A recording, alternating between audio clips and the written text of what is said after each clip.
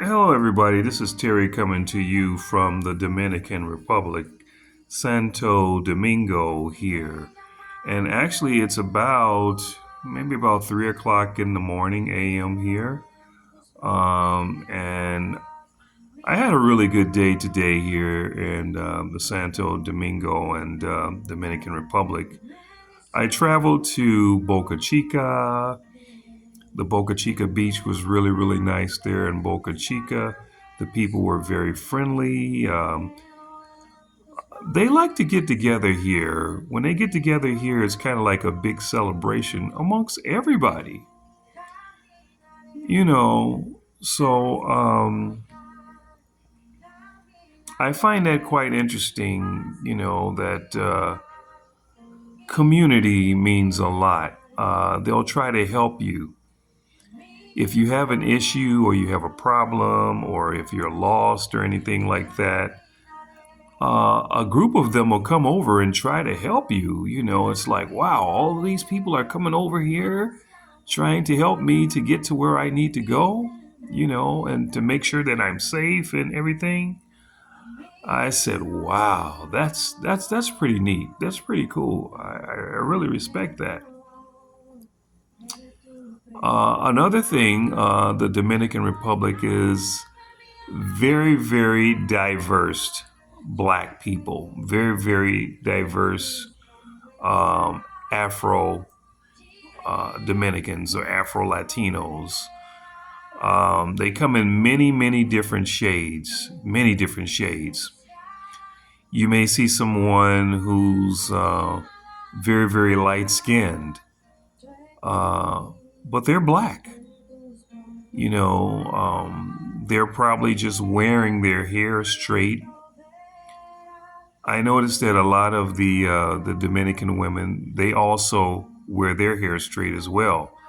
Like you'll find in America, a lot of the black American women, they wear their hair straight. They don't wear their natural kinky hair. So you do see some Dominican women here that wear their hair kinky here as well. As far as safety, I've heard a lot of stories about, Dominican is not that safe. The police presence is very visible here in the Dominican Republic. It's very, very visible. So it's very quite interesting to see that how diverse the Dominican people are here.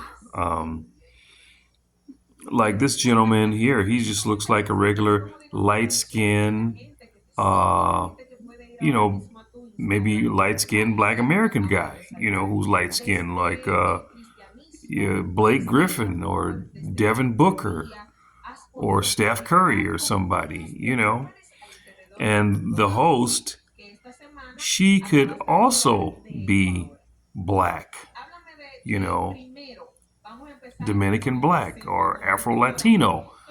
But, when they wear their hair straight like that, it gives them a different look. It gives them that European look that can fool you. But if they wear their natural hair, you'll see that kinky looking hair, you know, which is quite amazing.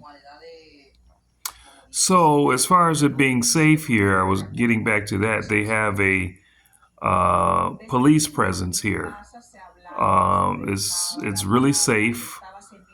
You can actually walk at night, different places, in areas to where it's safe. You don't want to go somewhere to where you're not familiar with. But if you go to, around the tourist sites, it's not, from what I have seen, it's not as dangerous as what people say. It's the police presence is very, very visible here in the Dominican Republic. Um, there's the food. The food is natural here as well. The food is natural. They still have the seeds in a lot of their fruits. In America, The fruits are genetically modified. You have like watermelon, seedless watermelons. You have seedless grapes. You probably have some seedless other fruits and things of that nature. But here in the Dominican Republic, you still have the seeds in the watermelon. You still have the seeds in the grapes and all of that. And it's pretty much organically grown here. Um, the weather here is it's hot. It has a bit of humidity, but it's not a humidity that you can't bear. It's kind because it has a breeze blowing and all of that. But overall, it's a really nice place to come and visit. I'll give it thumbs up. I'm kind of going to keep this video pretty much clean, Um, but if I had to make an assessment of the women here, they dress pretty modestly, and that feminine energy is definitely here. So you find a lot of women they dress feminine and they walk feminine and they demeanor is feminine. I find that quite amazing and quite gratifying as well. So, but I'm not going to show a lot of, booty pictures and booty videos and all that type of stuff here. I want to kind of keep it clean. But when you do come to the Dominican Republic, you notice right away, you say, wow, do all these women have nice asses like this? I mean, it's actually quite amazing to see because everywhere you go, you find women, whether they're thin or whether they're middle size or a little thickness, they just have nice voluptuous asses here. You can call the Dominican Republic the land of the beautiful asses here. You can call it that. Now, I'm not, being a bad boy or anything. I'm just telling it how it is because when you come here, you'll see it for yourself, and a lot of the women, when you come up and approach the women here, they're going to smile. They're going to be glad that you came up to them and asked them if they are married or if they have a boyfriend or something like that. If they're married, they'll tell you kindly that they're married, or if they have a boyfriend, they'll kindly tell you that they have a boyfriend. And if they are not married and if they don't have a boyfriend, they'll give you their phone number and things of that nature. Say, yeah, oh yeah, you can call me or something like that. A friend of mine, a couple of Black American guys that I met down here, has educated me on how things kind of work here, which is good. Um, so it's easy to get around here. They have a really good transportation system. Their transportation is really nice here, so you can get from point A to point B, pretty much like you do in the States. They are a very developing country. They're a country that's on the rise and they're developing. Now, as far as the regular everyday people, yes, they are struggling. They are struggling. They don't have a lot of money. They don't have any spare money really to do anything with. So you find places like Sosua and Sosua Beach. You find a lot of you know call girls and maybe prostitution and stuff like that up in those areas because they don't have any money, and a lot of them are probably not working any jobs. So the only way that they can make money is when tourists come over there. So you find a lot of men from different parts of the world and America, they come to this place here called Sosua. And I have not been there to Sosua as of yet. but I am aware of it, you know. But even the women that are out there on the streets, they really don't want to do that. They just have to find a way to eat from one day to the next because you can barely pay your rent and you can barely buy food. And after that, you have nothing. You just have to wait you know, until you get paid or. So, other than that, this is a nice place to live. I mean, especially if you're coming from America and you're looking for somewhere to live, this is a really nice place to live. I mean, you can find like maybe a really nice no, let's say a two-bedroom in an area like Santiago for about 300 300 a month in a well-to-do area. 300 a month. Oh man, that's amazing. So, let's see, what else did I want to cover here? I covered the transportation. Now let's see. Now, even the men here are very nice, very humble, um, and they always try to help you. That's one thing that I see about the men here. They want to do all they can to help you or to assist you, and they're very humble. Their customer service is really good, and they're really high on restaurants here. They have some very, very fine grade A restaurants here in the Dominican Republic. Do not play around with their restaurants here. Now, the women, they come dressed to impress. Let me tell you, they come dressed to impress at these different restaurants. So for the men that are, looking to marry or looking for a wife or something like that, you may want to come here and just, give it a try or just, see what it's like. But I don't think you have a problem with finding um, someone of good wife material. But their restaurants are really, really nice here, and they do come dressed to impress. The customer service is really good here at the restaurants, and the food is it's just amazing. So, you may think that America is the best, but no, there are other places around the world that are just as good as America. It's just that the economy is just not thriving like America, but they have the necessities. Your needs are met.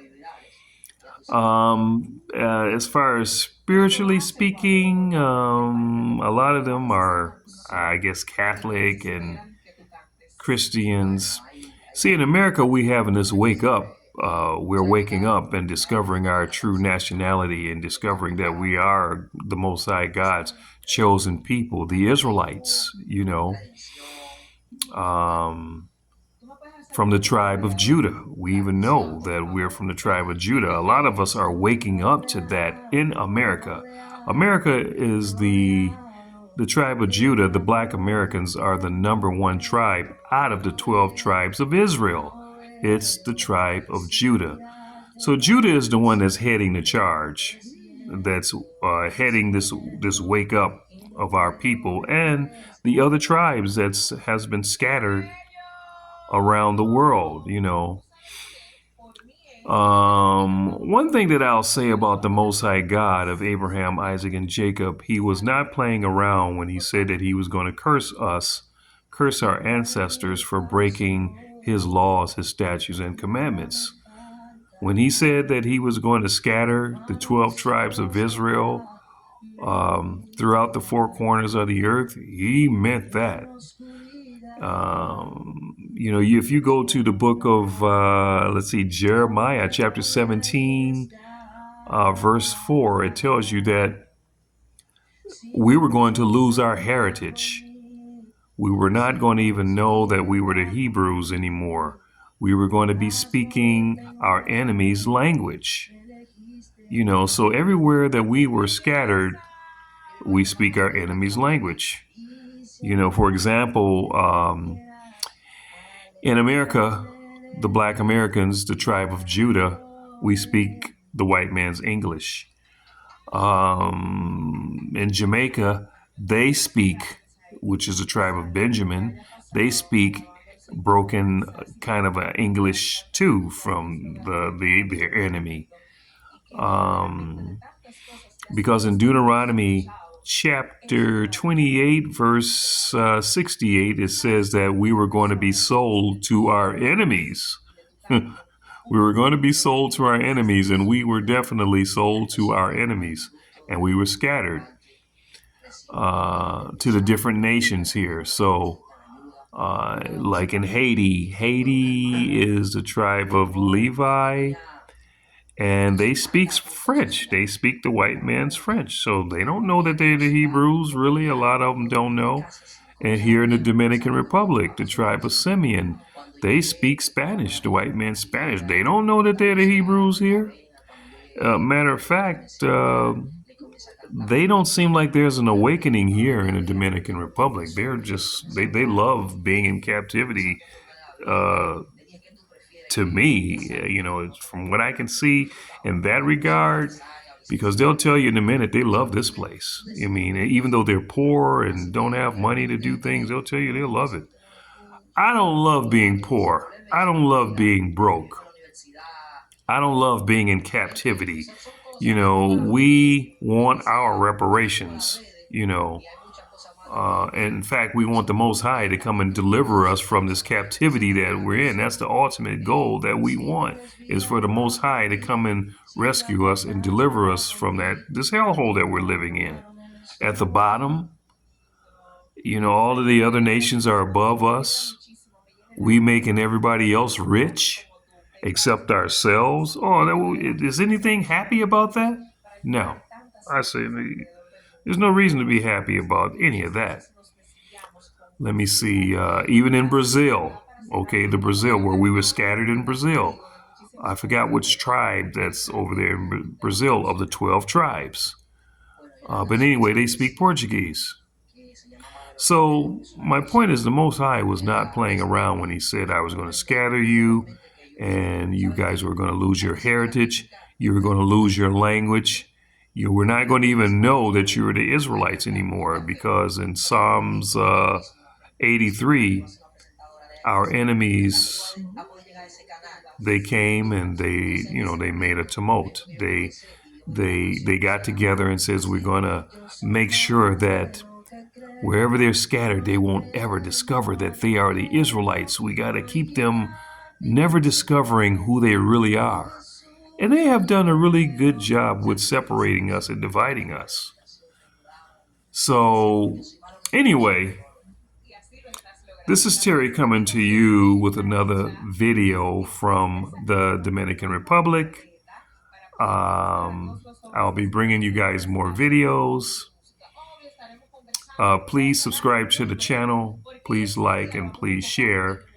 And this is Terry signing out from the Dominican Republic.